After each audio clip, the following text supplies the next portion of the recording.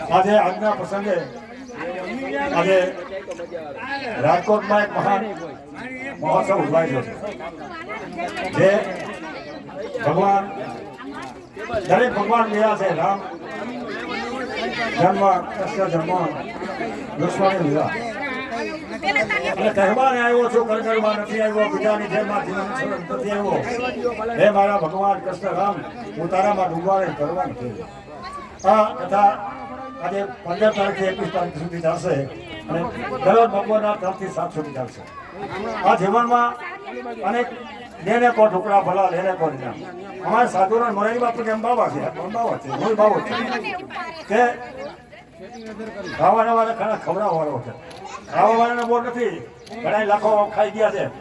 પણ ખવડાવવાના બોર છે આ વીરપુરમાં સાધુ ભૂમિ સૌરાષ્ટ્ર નહીં વીરપુર રોડા ગામ ઝૂંપડી જલિયાની થાય સેવાના ગામ ચલો તડકો મજૂરી કરીને ખવડાવતો અને એક માં રોટલા કરે છે ચૂલો છે ભઠ્ઠો છે ત્યારે આ બધા ગેસમેટ નહોતા બાપા આવે છે કે એના પાસે જલારામ ગમે છે ન બધું કે સાધુ ભર્યું ગમે તેની જલારામે કીધું કે તમારે 4 ફેરા ભરી આ દાંપત્ય જીવન શેઠ સગાસના બિલખામાં ગંગાવતે પુત્રને ખાલી દીધું આ દાંપત્ય જીવન અને આજે કચ્છના પાદરમાં આજે ભક્તિનું ધ્યાન કરતો કચ્છ કોટેશ્વર પાદરમાં હમણાં બપોરી કથા ભરેલો તોરણે તરને તારિયા શાસનનો સદેવ જસર જગનો ચોલટો ફૂલમાં કીધો પાપ તારું પડકાર જડેજા ધર્મ તારો સંભાળ એ પોતે અને પત્નીના પતિને તારી અને આ તરવા માટે આજે એટલે કીધું ભગવાન તરવા માટે રામ કથા ગમે કથા સાંભળો અને સાંભળ્યા પછી અમલ કરો હમણાં એમની બેન ગયા તો કદમ ગયા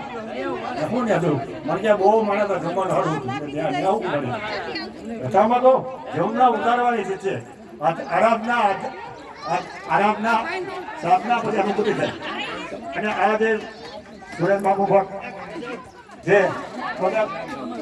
કથા કરે છે અને કથા પોતે ઉતારે છે